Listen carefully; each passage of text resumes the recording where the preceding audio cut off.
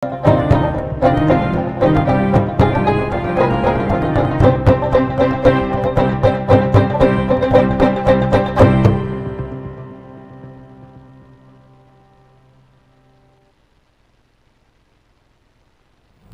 আপনারা দেখছেন news now. সঙ্গে রয়েছে আমি শুভেন্দু। সরাসরি চোখ রাখবো রাত 10টার সংবাদে। তবে তার আগে দেখে নেব আজকের হেডলাইন্স।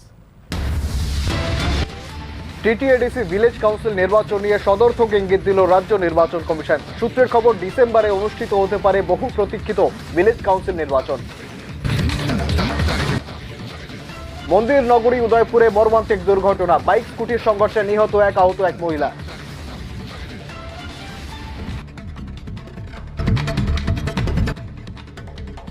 মহারাজগঞ্জ আউটপোস্ট এলাকায় এক ব্যবসায়ী রহস্যজনক মৃত্যু। দুর্ঘটনা নাকি খুন, তা নিয়ে সৃষ্টি হয়েছে গভীর রহস্য।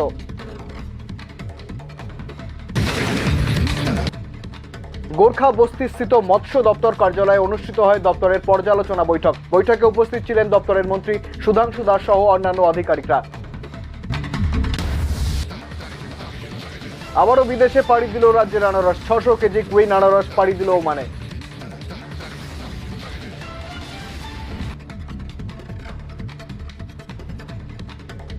চোখ রাখবো বিস্তারিত সংবাদগুলির দিকে। বহু জল ঘোলার পর টিটিএডিসি ভিলেজ কাউন্সিল নির্বাচন নিয়ে সদর্থক ইঙ্গিত দিল রাজ্য নির্বাচন কমিশন। ডিসেম্বরে এই নির্বাচন হতে পারে বলে কমিশন সূত্রের খবর। 2016 সালে শেষ ভিলেজ কাউন্সিল হয় টিটিএডিসিতে।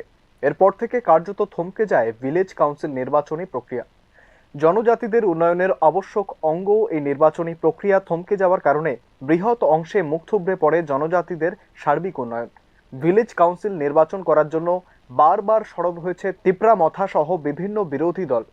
তবে নির্বাচন অনুষ্ঠিত করার ক্ষেত্রে বারবার গা ছাড়া মনোভাব নিয়ে বসেছিল রাজ্য নির্বাচন কমিশন। পরে বিষয়টির গুরুত্ব বুঝে তাতে হস্তক্ষেপ করে উচ্চ আদালত। নির্বাচন করার জন্য সক্রিয় ও কড়া মতামত জানায় আদালত। সূত্রের খবর, আদালতের কড়া বার্তার পর ভিলেজ কাউন্সিল নির্বাচন করার জন্য উদ্যোগ গ্রহণ করেছে রাজ্য নির্বাচন কমিশন। কমিশন সূত্রের খবর, চলতি বছরের ডিসেম্বর মাসের মধ্যে অনুষ্ঠিত হতে পারে টিটিএডিসি ভিলেজ কাউন্সিল নির্বাচন। স্থানীয় পর্যায়ে জনজাতি উন্নয়নের অধিকাংশ কাজই হয় ভিলেজ কমিটির মাধ্যমে। নির্বাচনের পর নতুন ভিলেজ কমিটি গঠিত হলে প্রান্তিক জনজাতিদের উন্নয়নমুখী প্রক্রিয়া যে সত্যিকারের অর্থে গতিশীল হবে তা বলার অপেক্ষা রাখে না। মথা বিজেপির রাজনৈতিক আঁতাত ভিলেজ কাউন্সিল নির্বাচনেও অটুট থাকে কিনা, লোকসভার উদ্দীপিত ফলাফলে বাম কংগ্রেস পাহাড়ে বিজেপিকে শক্ত চ্যালেঞ্জ ছুড়ে দিতে পারে কিনা, সম্ভাব্য ভিলেজ কাউন্সিল নির্বাচনের এই রাজনৈতিক অঙ্ক নিয়েই আপাতত আগ্রহী রাজনৈতিক মহল ও পাহাড়ের আমজনতা। Bureau report, news now. মন্দির নগরী উদয়পুরে মর্মান্তিক দুর্ঘটনা, বাইক স্কুটির সংঘর্ষে নিহত এক, আহত আরও এক স্কুটি আরোহী মহিলা। দুর্ঘটনা ঘটে উদয়পুর শহরের ব্রহ্মাবাড়ি এলাকায়। জানা গেছে, নিজস্ব স্কুটি নিয়ে যাচ্ছিলেন একজন বৈষ্ণব ও একজন বৈষ্ণবী। তখনই তাদের স্কুটিতে ধাক্কা মারে একটি বেপরোয়া গতিতে আসা বাইক। দুর্ঘটনায় ঘটনাস্থলেই লুটিয়ে পড়েন সুপ্রিয় বৈষ্ণব ও সন্ধ্যা দাস। এই ঘটনা এলাকার লোকজন দেখে অগ্নি নির্বাপক দপ্তরে খবর দিলে তাদের দুজনকেই গোমতী জেলা হাসপাতালে নিয়ে যাওয়া হয়। সেখানে কর্তব্যরত চিকিৎসক সুপ্রিয় বৈষ্ণবকে মৃত বলে ঘোষণা করেন। দুর্ঘটনায় আহত হয় সন্ধ্যা দাস, তবে তার আঘাত তেমন গুরুতর কিছু নয়। একটা ফোন আইয়ে ব্রহ্মাবাড়ি ট্রাফিক পয়েন্টের কাছে একটা অ্যাক্সিডেন্ট হয়েছে। তারপর আমরা যাই দেখি যে দুজন লোক পড়ে রয়েছে। আমরা তারা উঠে আসছি, একজন পুরুষ একজন মহিলা, বয়স্ক দুজন। কিভাবে অ্যাক্সিডেন্ট হয়েছে কিছু জানা গেছে? ওখানে যে লোকাল পাবলিক আছে তারা বলছে যে স্কুটি নাকি বাড়ি দিচ্ছে। তারা কি পথচারী ছিল? হ্যাঁ, পথচারী। তাদের অবস্থা কেমন এখন? একজন মহিলা জানে তো পায়ে একটু ব্যথা লাগছে, আর পুরুষ জানে অজ্ঞান অবস্থা আছে এখন। মৃত সুপ্রিয় বৈষ্ণবের আনুমানিক বয়স 72 বছর। মৃত ব্যক্তি সন্ধ্যা দাসের স্বামী। কি হয়েছিল? আপনার কি হয়? কি নাম ওনার? না, আপনার স্বামীর নাম কি? ঘটনায় বাইক চালক কোনাল জামাতিয়াকে জিজ্ঞাসাবাদ করার জন্য আটক করে থানায় নিয়ে আসে স্থানীয় পুলিশ। প্রবীণ এক বৈষ্ণবের মর্মান্তিক মৃত্যুতে এদিন স্থানীয় মহলে নেমে আসে গভীর শোকের ছায়া। জানা গেছে, বাইকের বেপরোয়া গতির কারণেই ঝরে যায় একটি অমূল্য প্রাণ। ব্যুরো রিপোর্ট, নিউজ নাও। মহারাজগঞ্জ আউটপোস্ট এলাকায় এক ব্যবসায়ীর রহস্যজনক মৃত্যু। দুর্ঘটনা নাকি খুন, তা নিয়ে দ্বন্দ্বে মৃতের পরিবার। বৃহস্পতিবার সকাল 10টা নাগাদ স্কুটি নিয়ে দুর্ঘটনার মুখে পড়েন প্রতাপগড়ের উত্তম বসাক। বাজার থেকে বাড়ি ফেরার পথে দুর্ঘটনা হয় বছর 51 উত্তমের। তাকে উদ্ধার করে জিবি হাসপাতালে ভর্তি করান দমকল কর্মীরা। খবর পেয়ে হাসপাতালে পৌঁছয় আহতের পরিবার। তারা গিয়ে দেখেন মৃত্যু হয়েছে উত্তমের, তবে তার স্কুটি, মোবাইল ফোন সবই অক্ষত। এমনকি উত্তমও নাকি তেমন গুরুতর আঘাত পাননি বলেই দাবি তার পরিবারের। তাহলে কি করে তার মৃত্যু হলো, এ নিয়ে সন্দেহ জাগছে মৃতের পরিবারের মনে। অ্যাক্সিডেন্ট হইলে তো হইলে তো তোমার সাইকেলে তো ব্যাক আউট হইলে, প্লাস আমার মোবাইল ঠিক থাকলো না, আমার মোবাইলও ঠিক, সাইকেল ঠিক, আমার টাকাও ঠিক। এটা কিভাবে অন্ধকারের ভিতরে এইভাবে আসলো, এইটাই আমি জানতে চাই। আমরা তো পাইছি না। এমনিতে কারোর সাথে কোনো ঝামেলা শুনছেন না? কোনো ঝামেলা আমি কোনোদিন আমার কোনো ভাই বন্ধুর সাথে কোনো মন লাগে না, কোনো ভালোই এটা কি অন্ধকার জায়গা? আমি- ওনার কি অন্ধকার জায়গাতে পাওয়া গেছে? অন্ধকার আমি দেখছি না, আমরা দেখছি না তো। আচ্ছা, তারা দেখছে যে অন্ধকারতে পাইছে, বইটা দিচ্ছে আধা ঘন্টা পর্যন্ত অজ্ঞান আছে। কারোর প্রতি সন্দেহ আছে না আপনাদের? কারোর প্রতি সন্দেহ বলতে আমি তো দোকানে বইতাম, কারোর প্রতি সন্দেহ করে না, সবাই তো ভালো মেলামেশি করে। উনি এমনি তো অসুস্থ আসলে নেই? অসুস্থ বলতে অসুস্থ প্রেশার আছে। ইতিমধ্যেই ঘটনার তদন্ত শুরু করেছে পুলিশ, তবে মৃত্যুর কারণ নিয়ে রয়েছে ধোঁয়াশা। শোকের ছায়া মৃতের পরিবারে। বৃহস্পতিবার গোর্খা বস্তি স্থিত মৎস্য দপ্তর কার্যালয়ে অনুষ্ঠিত হয় দপ্তরের পর্যালোচনা বৈঠক। বৈঠকে উপস্থিত ছিলেন দপ্তরের মন্ত্রী সহ অন্যান্য আধিকারিকরা। রাজ্যকে কিভাবে মৎস্য উৎপাদনে স্বয়ংসম্পূর্ণ করা সম্ভব সেই বিষয় নিয়ে গোর্খা বস্তি স্থিত মৎস্য দপ্তর কার্যালয়ে বৃহস্পতিবার অনুষ্ঠিত হয় একটি পর্যালোচনা বৈঠক। বৈঠকে দপ্তরের মন্ত্রী সুধাংশু দাস 2023-24 অর্থবর্ষে রাজ্যের মৎস্য দপ্তর যে বাজেট ধার্য করেছিল সেই বাজেট অনুযায়ী দপ্তর কতটা সফলতা অর্জন করেছে, এর মধ্যে দপ্তরের কি কি ঘাটতি রয়েছে, কিভাবে রাজ্যকে মৎস্য উৎপাদনে আরও স্বয়ংসম্পূর্ণ করা সম্ভব সেই বিষয়গুলি নিয়েই আলোচনা করা হবে বলে জানান তিনি। লম্বা সময় পরে আজ আমরা ফিশারি ডিপার্টমেন্টের state level review meeting organise করছি এবং এই মিটিংয়ের মূল উদ্দেশ্য হচ্ছে 2023-24 অর্থ বছরে আমাদের রাজ্যে ফিশারি ডিপার্টমেন্টের উপর যে বাজেট আমরা রেখেছিলাম সেই বাজেটের কতটা আমরা অ্যাচিভ করতে পেরেছি, কি আমাদের সাকসেস স্টোরি রয়েছে, যেটা টার্গেট আমরা বিভিন্ন জেলায় গিয়ে টার্গেট দিয়ে এসেছিলাম ফিশ প্রোডাকশন ইনক্রিজ করার জন্য, ফিশারি ডিপার্টমেন্টকে আরও বেশি সক্রিয় করার জন্য, বা আমরা যাতে রাজ্যের চাহিদা পূরণ করতে পারি। তো সেই বিষয় নিয়ে আমরা আজকে আলোচনা রাখব এবং আমাদের প্রত্যেকটা জেলার ডেপুটি ডাইরেক্টররা রয়েছেন, আমাদের ডাইরেক্টরেট যারা হাই অথরিটি রয়েছেন তারা আছেন এবং আমরা সবাই মিলে এই বিষয় নিয়ে আমরা আজকে আলোচনা করব।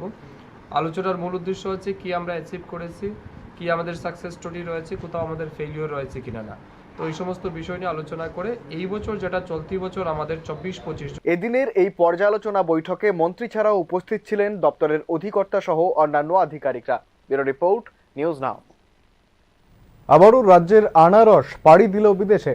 এবার 600 কেজি কুইন আনারস পাড়ি দিল ওমানের উদ্দেশ্যে। বৃহস্পতিবার সন্ধ্যায় আগরতলা স্টেশন থেকে আনারসগুলি পাঠানো হয় বিদেশের বাজারে। স্বাদে গন্ধে ভরপুর ত্রিপুরায় উৎপাদিত কুইন আনারসের জুড়ি মেলা ভার।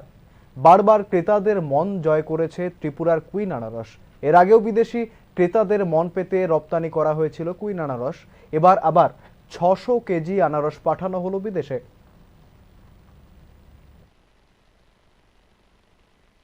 বৃহস্পতিবার এইডস ও নেশার কুফল নিয়ে বার্তা দিতে একটি সচেতনতা র্যালি বের করা হয়। এমবিবি কলেজে অ্যালুমিনি অ্যাসোসিয়েশন ও ত্রিপুরা এইডস কন্ট্রোল সোসাইটির সহযোগিতায় এমবিবি কলেজের সামনে থেকে সচেতনতামূলক র্যালির আয়োজন করা হয়। সংশ্লিষ্ট কর্মসূচি নিয়ে আয়োজকদের তরফে এনসি শর্মা জানান, এমবিবি কলেজ এলাকায় কোনোভাবেই যাতে মাদক সেবন না করা হয় তার বিরুদ্ধে কড়া বার্তা দিতেই এই কর্মসূচির আয়োজন করা হয়েছে। নেশার বিরুদ্ধে রুখে দাঁড়াবার জন্য আগামী দিনেও অ্যালুমিনি অ্যাসোসিয়েশন সক্রিয় ভূমিকা রাখবে বলে জানান এনসি শর্মা। র্যালি শেষে এমবিবি কলেজের রবীন্দ্র হলে সেমিনারের আয়োজন করা হয়। এমবিবি কলেজ অ্যালামনি অ্যাসোসিয়েশন এবং এইডস কন্ট্রোল সোসাইটি, ম্যাডাম একটু সামনে, এইডস কন্ট্রোল সোসাইটির একটা যৌথ প্রয়াস। আপনারা সবাই জানেন আমাদের সোসাইটিতে এখন ড্রাগ এডিকশন এবং ড্রাগের থ্রুতে এইডস সোসাইটিতে একটা ভয়াবহ রূপ নিতে যাচ্ছে। স্কুলগুলিতে, কলেজগুলিতেও এইডসের আক্রান্ত ছেলে মেয়েদের পাওয়া যাচ্ছে। তো আপনারা জানেন সবাই।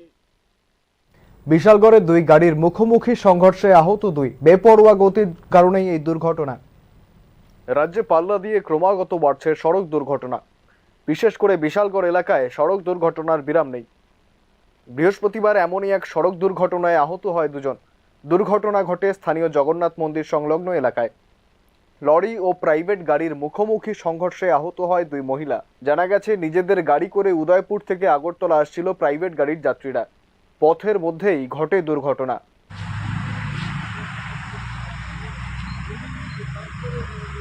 দুর্ঘটনার পর আহতদের উদ্ধার করে ভর্তি করা হয় স্থানীয় হাসপাতালে। বেপরোয়া গতির কারণে নিয়ন্ত্রণ হারিয়ে ফেলার কারণেই এই দুর্ঘটনা ঘটে বলে স্থানীয় বাসিন্দাদের বক্তব্য। ব্যুরো রিপোর্ট, নিউজ নাও। চরম দুর্দশায় কাঞ্চনমালা এলাকার নকুল চৌমুহনী থেকে খামারপাড়ার রাস্তা। হেলদোল নেই প্রশাসনের। বেহাল দশা গোলাঘাটি বিধানসভার কাঞ্চনমালা এলাকার নকুল চৌমুহনী থেকে খামারপাড়া পর্যন্ত রাস্তার। দীর্ঘদিন ধরেই সংস্কার হয় না রাস্তাটির। বাম আমল থেকে শুরু করে বিজেপি আমল, সব আমলেই একই ছবি। এলাকাবাসী পিডব্লিউডি এবং গ্রাম উন্নয়ন দপ্তরে রাস্তাটি সংস্কারের জন্য আবেদন জানিয়েছেন, তবে হয়নি কোনো সুরাহা। বাধ্য হয়ে এই অঞ্চলের বসবাসকারী প্রায় 25 থেকে 30টি পরিবার জল কাদায় ভরা ভাঙাচোরা রাস্তায় ব্যবহার করছেন। রাস্তার হাল খারাপ হওয়ায় প্রায়শই ঘটছে দুর্ঘটনা। আর প্রশাসনের বিরুদ্ধে তিলে তিলে ক্ষোভ বাড়ছে এলাকাবাসীর। আপনারা তো মানে প্রত্যেকদিন এই রাস্তা দিয়ে যাতায়াত করেন, মানে রাস্তাটার অবস্থা কিরকম মনে করেন? রাস্তার অবস্থা খুব নোংরা। এই রাস্তাটা কবার যে পিছলে পড়ছি আর কোয়ার নাকি। এই রাস্তার আশেপাশে কই পরিবার আছে? আছে প্রায় 25-30 পরিবার। কত বছর ধরে রাস্তার এই অবস্থা? ও এই আছে তো যা 20-25 বছর বা বেশি হইতে পারে। আচ্ছা, এই রাস্তার কোনো কাজ করেন না? ডিপার্টমেন্টের মানে এই বিষয় নিয়ে জানাইছেন? জানাও নিছে। কি কইছে তারা? হ্যাঁ নিছে, ইয়া কইরা ওইব তাই মাথায় আর ও নাই রাস্তাটা। এই রাস্তাটা কই থেকে মানে কতটুকু গেছে? এই তো নকল চুমুনি থেকে এই ঋষি কলোনি পর্যন্ত। আপনাদের কি মনে হয় এই রাস্তা দিয়ে কি মানে মানুষ চলাচলের মানে যোগ্য না? কি মনে হয়? কোনো যোগ্য না। এই তো বাইকগুলো কয়েকবার অ্যাক্সিডেন্ট করছুই কেন। স্থানীয়রা জানান, শীঘ্রই যদি রাস্তাটি মেরামত করা না হয় তবে তারা আন্দোলনে নামবেন। ব্যুরো রিপোর্ট, নিউজ নাও।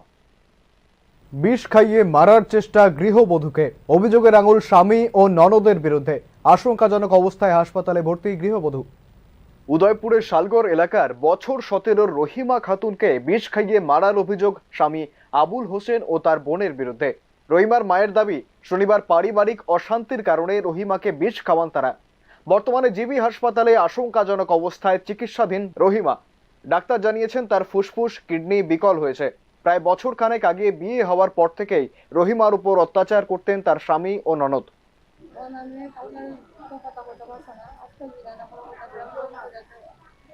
কি শুনছে?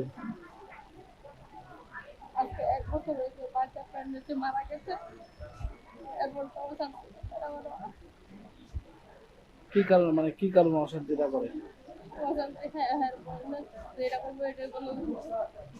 সেদিন হসপিটালে ভর্তি করে আছে, আমরা আবার করে গেছে, আমরা চা খাইয়া করে 3 দিনের জন্য যাইছে।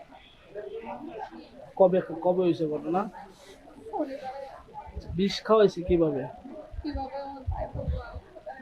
জিজ্ঞাসা করছিলেন আপনি? ঘটনায় পুলিশের দ্বারস্থ হবার কথা জানান রহিমার মা। ব্যুরো রিপোর্ট, নিউজ নাও। ফিরে আসছে একটা ছোট্ট বিরতির পর, দেখতে থাকুন নিউজ নাও। আপনি দেখছেন নিউজ নাও, আমরা জানি কোনটা খবর।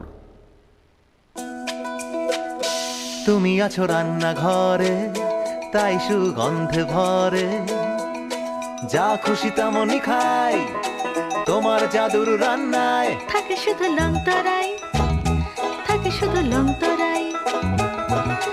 কত কেজি রান্না হয়, মনটাই করছো জয়, ভালোবেসে বলছি তাই, রান্নায় তোমাকে চাই, চাই শুধু লং তরাই, চাই শুধু লং তরাই। লং তরাই গুঁড়ো মশলা, রান্নায় তোমাকে চাই, চাই শুধু লং তরাই। শ্যাম সুন্দর কোম্পানি জুয়েলার্স শুভ অক্ষয় তৃতীয়া 30 এপ্রিল থেকে 11 মে 2024। আসুন বেছে নিন আপনার মনের মতন অক্ষয় জৌলুসের প্রতীক। 100% এক্সচেঞ্জ মূল্য যে কোনো জুয়েলার্সের হলমার্ক যুক্ত পুরনো সোনার গয়নায়।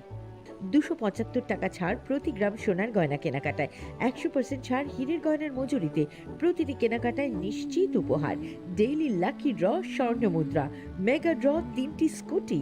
পাশাপাশি আছে সোনায় সোহাগা গয়না কেনার বিশেষ ডিসকাউন্ট স্কিম, জিএসআই আইজিআই পরীক্ষিত গ্রহরত্ন, রূপোর মুদ্রা ও রূপোর সামগ্রী, একেবারে সহজ সাধ্য দামে চোখ ধাঁধানো হীরের গয়নার সম্ভার।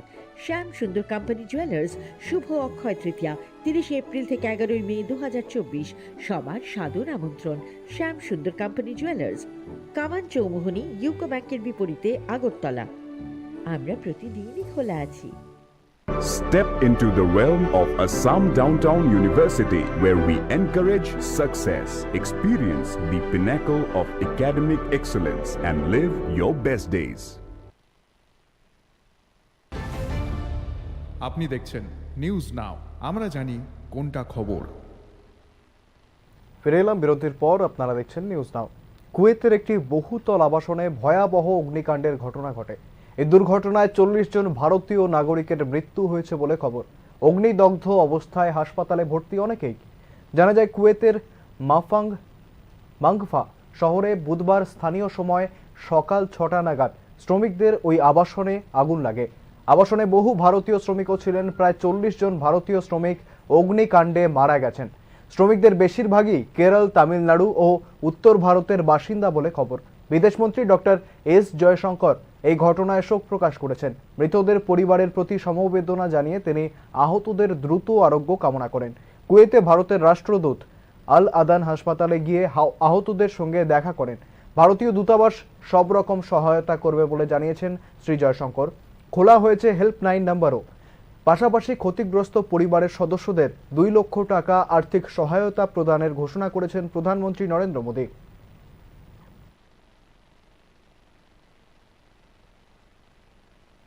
আগামী 14 থেকে 15 জুন রাজ্যে আয়োজিত হবে 2 দিনব্যাপী এনই ফিজিওকন 24। এই সম্মেলনে দেশ বিদেশ ও রাজ্যের অভিজ্ঞ বিশেষজ্ঞ প্রায় 5 শতাধিক ফিজিওথেরাপিস্ট ও ফিজিওথেরাপি বিভাগের ছাত্রছাত্রীরা অংশগ্রহণ করবেন। বৃহস্পতিবার Indian association of physiotherapist Tripura রাজ্য শাখার উদ্যোগে আয়োজিত এক সাংবাদিক সম্মেলনে এমনটাই জানানো হয়।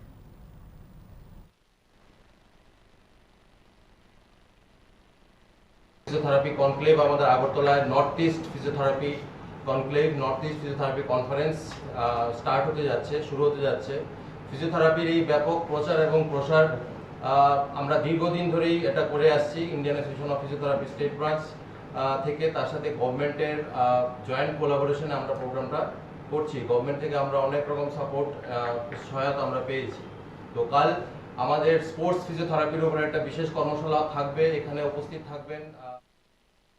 বিশ্ব পরিবেশ দিবস উপলক্ষে যুব বিকাশ কেন্দ্র ও নাবার্ডের সহযোগিতায় আগরতলার নেতাজি সুভাষ বিদ্যানিকেতনে বৃক্ষরোপণ কর্মসূচির আয়োজন করা হয়। এদিন বিশ্ব পরিবেশ দিবস উপলক্ষে গাছ লাগানো ও পরিবেশের উপর আলোচনা সভারও আয়োজন করা হয়।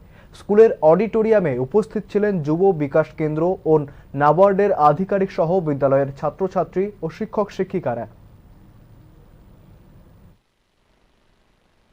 ভবন থেকে একটি মিশন আমাদের শুরু করেছিলাম, তারই অঙ্গ হিসেবে আজকে নাবার্ডের সহযোগিতায় যুব বিকাশ কেন্দ্র এখানে একটি আলোচনা সভা এবং বৃক্ষরোপণ, মোট 60টি বৃক্ষ আমরা এখানে লাগাচ্ছি এবং এরকে 1 বছর দ্রুত গতিতে নিয়ন্ত্রণ হারিয়ে বাউন্ডারির টিন দুমড়ে মুচড়ে দিল গাড়ি। ঘটনা বিশালগড় গোকুলনগর রাস্তার মাথা এলাকায়। অত্যাধিক দ্রুত গতি নিয়ন্ত্রণ হারিয়ে বেসামাল হয়ে রাস্তার পাশে বাউন্ডারির টিন দুমড়ে মুচড়ে একটি খালি জায়গায় ঢুকে পড়ে TR01BT0799 নম্বরের একটি গাড়ি। ঘটনা বিশালগড় গোকুলনগর রাস্তার মাথা এলাকায়। স্থানীয়রা জানান গভীর রাতে তারা বিকট শব্দ শুনতে পেয়েছিলেন। বৃহস্পতিবার সকালে দুর্ঘটনাটি দেখতে পান তারা। তবে এই ঘটনায় কেউ আহত হয়েছে কিনা সেই বিষয়ে তাদের কোনো ধারণা নেই। রোড অ্যাক্সিডেন্ট কালকে রাত্রে তো প্রায় আধা রাত্রে 2-1টা বাজে একটা সাউন্ড হয়েছে। তো আমরা তো ঘুমন্ত অবস্থায়, তো আমরা কিছু বাইরে ছিল না।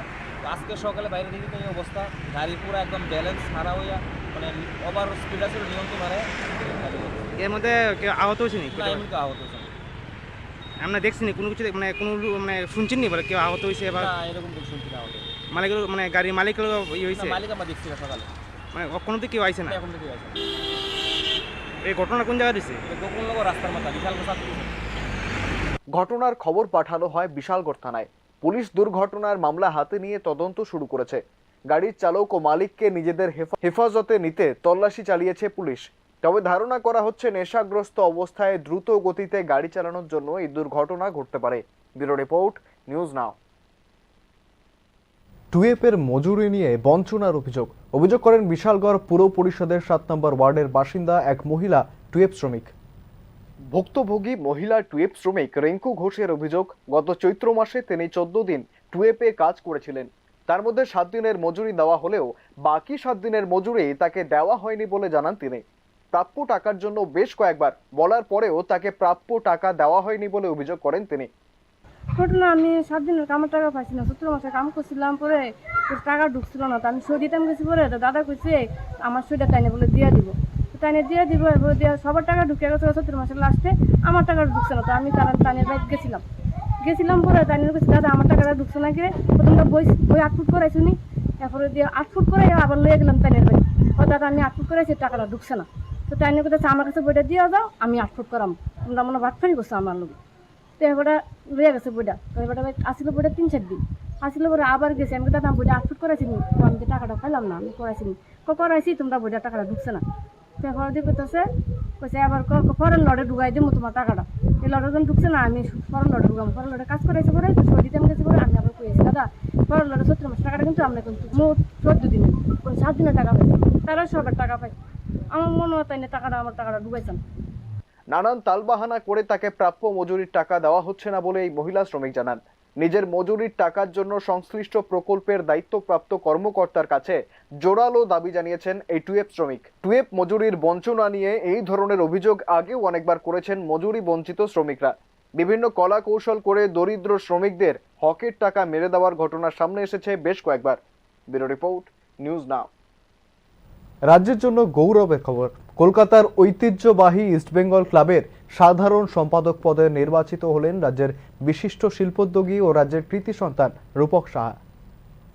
বর্তমানে ত্রিপুরা ফুটবল অ্যাসোসিয়েশনের সহ সভাপতি পদে রয়েছেন রূপক সাহা। নিজেদের বিখ্যাত গহনা বিপণী প্রতিষ্ঠান শ্যামসুন্দর কোম্পানি জুয়েলার্সের ব্যবসা দক্ষতার সঙ্গে সামলানোর পাশাপাশি রূপক সাহা দীর্ঘদিন ধরেই যুক্ত রয়েছেন রাজ্যের ক্রীড়া অঙ্গনের বিভিন্ন ক্ষেত্রে।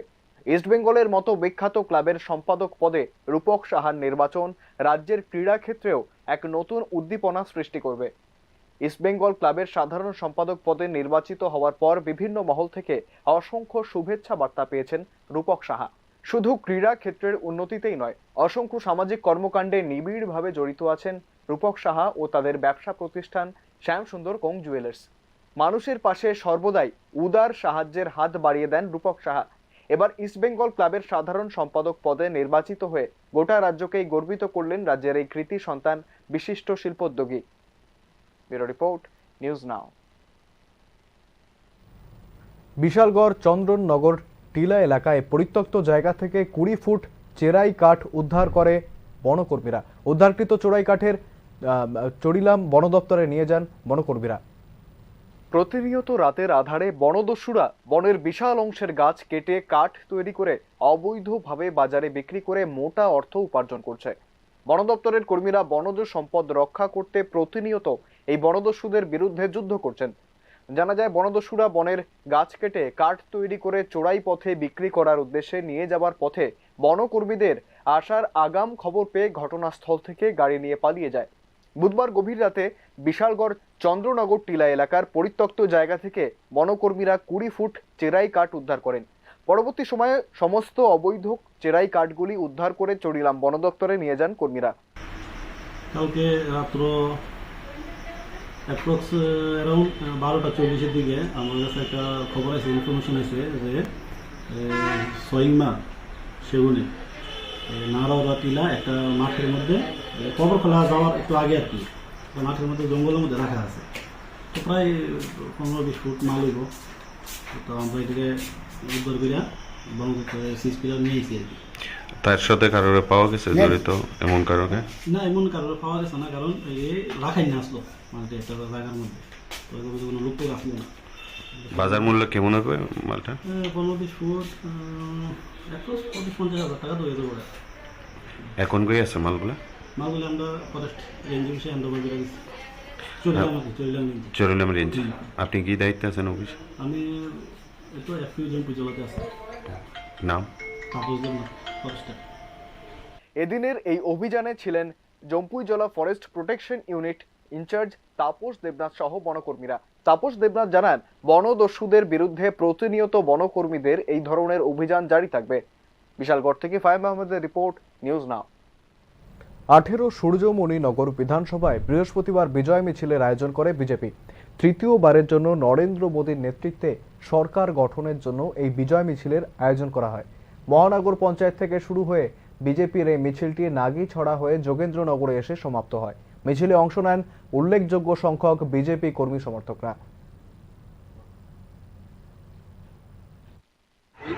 ভারতবাসীর গণতন্ত্রবাসী মানুষ আমাদের যশস্বী প্রধানমন্ত্রী নরেন্দ্র মোদীকে আবার তৃতীয়বারের জন্য দিল্লিতে প্রধানমন্ত্রী হওয়ার জন্য আশীর্বাদ করেছে।